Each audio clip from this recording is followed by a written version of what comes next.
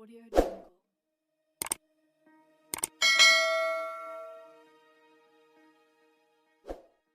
আসসালামু আলাইকুম। আজকে আমরা আলোচনা করব ট্রান্সফরমেশনের কমপ্লেক্স টু সিম্পল, অর্থাৎ কিভাবে আমরা কমপ্লেক্স থেকে সিম্পল করব সেই বিষয়ে আলোচনা করব। চলো শুরু করা যাক। নাম্বার 1, এই ক্ষেত্রে আমার কিছু সাধারণ নিয়ম আছে, অর্থাৎ এটাকে আমি বলি জেনারেল রুল। আমরা অনেকেই শুধু নিয়মের পেছনে ছুটি, বেসিক বিষয়টা জানি না। দেখো, নিয়মের কোনো শেষ নেই। কতগুলো নিয়ম তুমি মনে রাখবে? কতগুলো নিয়ম জেনে ট্রান্সফরমেশন করতে গেলে অনেক সময় ভুল হয়ে যায়। আমরা যদি বেসিক বিষয়গুলো বুঝি, অর্থাৎ আমরা যদি একেবারে ভিতর থেকে বুঝি, তাহলে এই ট্রান্সফরমেশন করা কোনো ঘটনাই না, আমরা খুব সহজেই করতে পারবো সেটা। আমরা অনেকেই শুধু মনে করি যে শর্টকাটে শিখবো বা সহজে শিখবো, আসলে এটা কোনো বিষয় না। বিষয়টা হলো তুমি সেটা কতটা আনন্দের সাথে শিখছো এবং সেটা তুমি কতটা বুঝে বুঝে করছো, সেটা বিষয়টা। এটা না জানার কারণে আমরা সবসময় একটা হতাশায় ভুগি, এতগুলো নিয়ম কীভাবে মনে রাখবো, কীভাবে সম্ভব সেটা ইত্যাদি। তো এটা নিয়ে মাথা ঘামায় না। আমি তোমাদের সাজেস্ট করবো একেবারে ভিতর থেকে বুঝে বুঝে করার চেষ্টা করো, তাহলে দেখবে সহজেই মনে রাখতে পারবে। দেখো, 1 নম্বর নিয়মটা আমি দিয়েছি, সাব অর্ডিনেট কনজাংশন। এখন কথা হলো সাব অর্ডিনেট কনজাংশনগুলো কী আসলে। এটা আমি তোমাদের যখন ক্লোজ পড়াইছি তখন আলোচনা করেছি। যারা আমার ক্লোজটা দেখো নাই, এই ক্লোজের চ্যাপ্টারটা তারা দেখে নিতে পারো। আর আমি তোমাদের এখানে কিছু হিন্টস দিয়ে দিচ্ছি যে আসলে সাব অর্ডিনেট কনজাংশন কোনগুলো। সেগুলো হচ্ছে সিন্স, এস, হোয়েন। আমি কিছু লিখছি আর কি, সিন্স, এস, হোয়েন, তারপরে দ্য, অলদো, এই টাইপের প্রায় 25 থেকে 30টি আছে, তোমরা দেখে নিতে পারো। এবং কিছু রিলেটিভ প্রোনাউন, সেগুলো কি, যেমন হু, হুইজ, হোয়াট, দ্যাট ইত্যাদি। তাহলে আমাদের প্রথমেই শর্ত হলো সাব অর্ডিনেট কনজাংশন এবং রিলেটিভ প্রোনাউন বাদ দিতে হবে। এটা ফার্স্ট অ্যান্ড ফরমোস্ট কন্ডিশন। তুমি যখন সিম্পল থেকে কমপ্লেক্স করবে বা কমপ্লেক্স থেকে সিম্পল করবে, তখন অবশ্যই ওই চিহ্নগুলো বাদ দিতে হবে। অর্থাৎ যখন তুমি কমপ্লেক্স থেকে সিম্পল করবে, কমপ্লেক্সের কিছু চিহ্ন আছে, বেসিক চিহ্ন, সেগুলো বাদ দিতে হবে। সেগুলো কী কী আছে? এই যে সাবঅর্ডিনেট কনজাংশন এবং রিলেটিভ প্রোনাউন, যেমন since, as, when, though, although, that, who, whose, what, এগুলো আগে বাদ দিতে হবে, অবশ্যই বাদ দিতে হবে। নাম্বার 2, দুটি ক্লোজের সাবজেক্ট এক হলে একটি বর্জন করতে হয়, তবে নাউন হলে তা বর্জন করা যাবে না। দেখো, প্রথমে বলছি দুইটা ক্লোজের সাবজেক্ট দেখে, অর্থাৎ আমাদের সাবঅর্ডিনেট ক্লোজ আর প্রিন্সিপাল ক্লোজের সাবজেক্ট যদি একই হয়, একই ব্যক্তি হয়, তাহলে তোমাকে একটি বর্জন করতে হবে। এখন তুমি কোনটা বর্জন করবে? দেখো, যদি এমন হয় যে একটি নাউন অপরটা প্রোনাউন, তাহলে তুমি নাউনটাও কখনো বাদ দিতে পারবে না, সেখান থেকে প্রোনাউনটাই বাদ দিতে হবে। আর এক্ষেত্রে কী হবে, প্রোনাউন যে জায়গায় ছিল ওই জায়গায় নাউন গিয়ে বসবে। একটা এক্সাম্পল দিয়ে ক্লিয়ার করা যায়। The Hasan is poor, he is honest. খেয়াল করো, এখানে হাসান সাবজেক্ট, এখানে হি সাবজেক্ট, এখানে হাসানটা নাউন, হিটা প্রোনাউন। তাহলে তুমি কোনটা বাদ দিবে? আমি তো প্রথম ক্লোজই বলছি যে দোল বাদ দিতে হবে। আচ্ছা, এটা বাদ দিলাম, দোল, দো, সিনসেস, এটা সাবঅর্ডিনেট কনজাংশন, এগুলো আমরা বাদ দিয়ে দিলাম। এখন দেখো, দুইটা ক্লোজ আছে এখানে, হাসান ইজ পোর, এটা আমাদের সাবঅর্ডিনেট ক্লোজ। আমি সেটা আলোচনা করেছি ক্লোজের মধ্যে, যে দোল, দো দ্বারা শুরু হয়েছে, এটা সাবঅর্ডিনেট ক্লোজ। আর এটা হচ্ছে প্রিন্সিপাল ক্লোজ, এই যে পিসি, আবার পার্সোনাল কম্পিউটার মনে করো না। তাহলে হাসান ইজ পোর, এখানে আমাদের সাবজেক্ট হাসান, এখানে হি। আমি বাদ দেবো কোনটা আসলে? হাসান তো বাদ দেওয়া যাবে না, কারণ নাউন বাদ দিলে সাবজেক্টের অর্থ ঠিক থাকবে না, সেন্টেন্সের অর্থ ঠিক থাকবে না। তাহলে আমাকে এই প্রোনাউনটা বাদ দিতে হবে। তাহলে হবে কি, প্রথমেই দেখো, দো দ্বারা শুরু হলে আমরা জানি ইনস্পাইট অফ, এটা আমি পরে আলোচনা করবো কীভাবে হয়।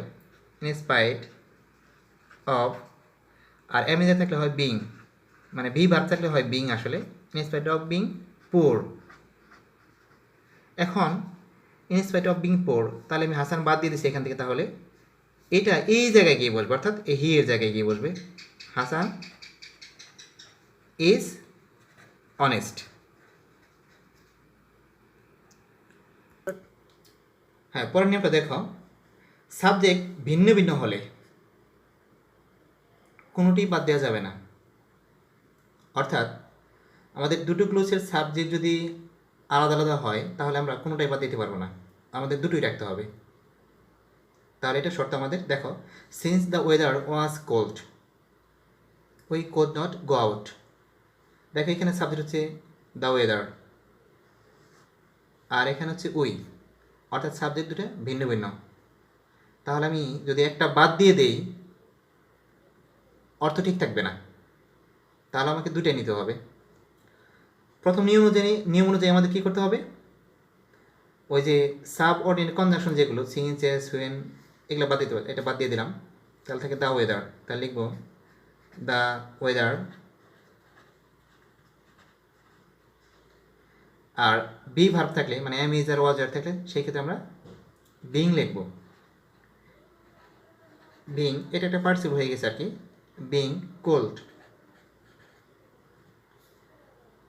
পরে বাকি ওসব হয়ে যাবে, we code not go out.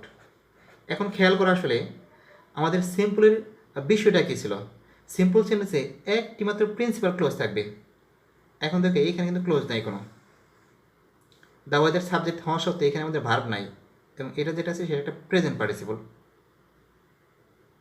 যারা ফাইনাইট নন ফাইনাইট পার্টিসিপল না ছিল তারা আমার নন ফাইনাইট এবং নন ফাইনাইট দেখলেই ওখানে আমি মোটামুটি আলোচনা করেছি, প্রেজেন্ট পার্টিসিপল, পাস্ট পার্টিসিপল এগুলো আলোচনা করছি, তোমরা দেখতে পারো, তাহলে সহজেই বুঝতে পারবে। আসলে দেখো এইখানে কিন্তু আমাদের কোনো ভার্ব নাই, তার মানে এটা আমরা একগুচ্ছ ওয়ার্ড বলতে পারি এখানে, মানে এটা ফ্রেজ বলতে পারি।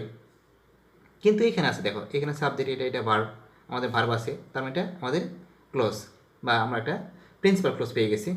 তাহলে এটা সিম্পল সেন্টেন্স। তাহলে আমাদের শর্ত কী হলো, সিম্পল সেন্টেন্সে একটি মাত্র ক্লোজ থাকবে। কয়টা ক্লোজ থাকবে? একটা ক্লোজ থাকবে, একটি ক্লোজ থাকবে, সেটা অবশ্যই কি প্রিন্সিপাল ক্লোজ থাকবে, পিসি। এটি হলো আমাদের এই সিম্পলের মূল শর্ত। পরের নিয়মটা দেখো, কোনো কোনো ক্ষেত্রে সাবজেক্ট এর পসিভ ফর্ম হয়, অর্থাৎ আমরা যখন কমপ্লেক্স থেকে সিম্পল করব তখন কোনো কোনো ক্ষেত্রে সাবজেক্টের পসেসিভ ফর্ম হয়। সেটা কি আবার দেখো, আই থাকলে হতে পারে মাই, উই থাকলে আওয়ার, ইউ থাকলে ইউর।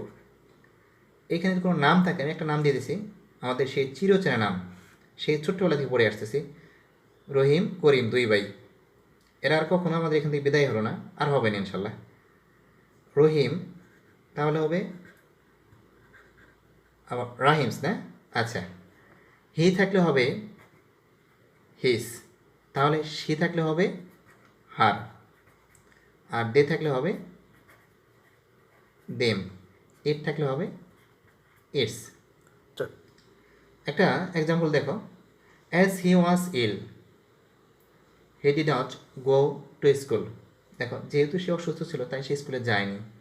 এখানে সাবজেক্ট হি, এখানেও সাবজেক্ট হি। আর আমরা ওই পাশে পড়ে আসলাম যে আসলে যদি দুটি ক্লোজের সাবজেক্ট একই হয় তাহলে আমরা এটা বাদ দিতে পারি। আর আমাদের সিন্স, এস, এই যে সাবঅর্ডিনেট কনজাংশন যেগুলো আছে সেগুলোতে বাদ দিতে হবে, এটা হচ্ছে প্রথম শর্ত। এটা প্রথমে বাদ দিয়ে দিবে তোমরা, চোখ বন্ধ করে বাদ দেওয়া যায়, এটা বাদ দিয়ে দিলাম। তাহলে হিটাও বাদ দিলাম, থাকে কি আমাদের দেখো ওয়াজ ইল, এটুকু তো আর হয় না। দেখো এটা কারণ এবং ফলাফলের মতো, যে সে অসুস্থতা এসে স্কুলে যায় না, মানে স্কুলে না যাওয়ার কারণটা হচ্ছে কি এই অসুস্থতা।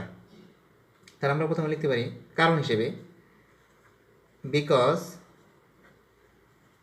অফ, এই যে হি ছিল, আমরা জানি যে কোনো কোনো ক্ষেত্রে পজিটিভ ফর্ম ব্যবহার করতে হয়, তাহলে হি থাকলে হবে কি হিস, বিকজ অফ হিস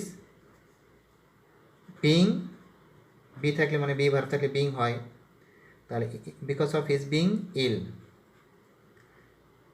এভাবেই করা যায়, অথবা তুমি লিখতে পারো বিকজ অফ হিস, এই হিস এর পরে এই বিং বাদ দিয়ে ইলনেস, এটাও দিতে পারো।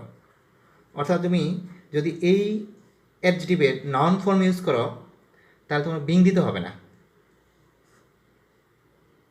কি বলছি, এই যে আমাদের অ্যাডজেক্টিভ আছে ইল, এটা যদি আমি নাউন ফর্ম ইউজ করি, যেমন নাউন হচ্ছে কি ইলনেস, তাহলে আমাকে কী দিতে হবে না, বিং দিতে হবে না। আর যদি এটা অ্যাডজেক্টিভ থাকে তাহলে আমাদের এখানে বিং দিতে হবে। এর অর্থ হচ্ছে because of his being ill, তার অসুস্থ হওয়াতে মানে সে অসুস্থ হওয়াতে। আর এটা হচ্ছে বিকজ অফ হিজ ইলনেস, তার অসুস্থতার কারণে। আমার সেটা বেশি ভালো লাগে, বিকজ অফ হিজ ইলনেস, এটুকু ভালো লাগে আমার কাছে। তোমরা এটা দিতে দিতে পারো, বিকজ অফ হিজ ইলনেস, তারপরে যে বাকিটুকু, হি did not go to school. আবার একটু ক্লিয়ার করছি, যখন তোমরা এই যে বিকজ অফ হিজ এরপরে বিং ইউজ করো না, বি ভার্ব থাকলে বিং, হ্যাভ হ্যাজ থাকলে হ্যাভিং হবে, তাহলে এই পাশে এটা ওয়ার্ডে চেঞ্জ করতে হবে না। পরে দেখো সাবঅর্ডিনেট ক্লোজ এর ফাইনাইট ভার্ব, অর্থাৎ সাবঅর্ডিনেট ক্লোজ এর ফাইনাইট ভার্ব পরিবর্তিত হয়, এটা খেয়াল রাখতে হবে। সাবঅর্ডিনেট ক্লোজ এর ফাইনাইট ভার্ব পরিবর্তিত হবে, আমরা প্রিন্সিপাল ক্লোজের ভার্বের পরিবর্তন করতে পারবো না। সেটা কী কী হবে দেখো, বি ভার্ব থাকলে হবে বিং, আর যদি ভার্ব টু হ্যাভ থাকে তাহলে হবে, মানে ভার্ব টু হ্যাভ কোনগুলো আমাদের, যে have has had, have has had, যদি এই তিনটার একটা থাকে তাহলে হবে হ্যাভিং। আর যদি শুধুমাত্র ভার্ব থাকে, মানে ভার্বের মূল ভার্ব যেটা বলি আমরা, যে সেই ভার্বগুলো থাকলে আমাদের হবে কি, ওই ভার্বের সাথে আইএনজি হবে, ভার্ব প্লাস আইএনজি। তুমি একটা বিষয় খেয়াল করো, প্রত্যেকটার সাথে আইএনজি হয়েছে, এটার সাথে হয়েছে, এটার সাথে হয়েছে, এটার সাথে হয়েছে, তার মানে এটা আমাদের কী হয়ে যাচ্ছে, সেই পার্টিসিপল হয়ে যাচ্ছে। অর্থাৎ আমরা সাবঅর্ডিনেট ক্লোজের ফাইন ভার্বের পরিবর্তন করে পার্টিসিপল করে দেব। এটাই হচ্ছে আমাদের এই কমপ্লেক্স থেকে সিম্পল করার একেবারে বেসিক রুল। কমপ্লেক্স থেকে সিম্পল করার সবচেয়ে জরুরি বা ইম্পর্টেন্ট যে রুলগুলো সেগুলো আমি বললাম, এগুলো তোমার জানতেই হবে। এটা যদি ভালো করে বুঝতে পারো তাহলে আমরা পরবর্তী যে নিয়মগুলো আলোচনা করবো সেটা তোমাদের কাছে কিচ্ছু মনে হবে না, একদম সিম্পল মনে হবে। তাহলে এটা আমরা অবশ্যই শিখবো।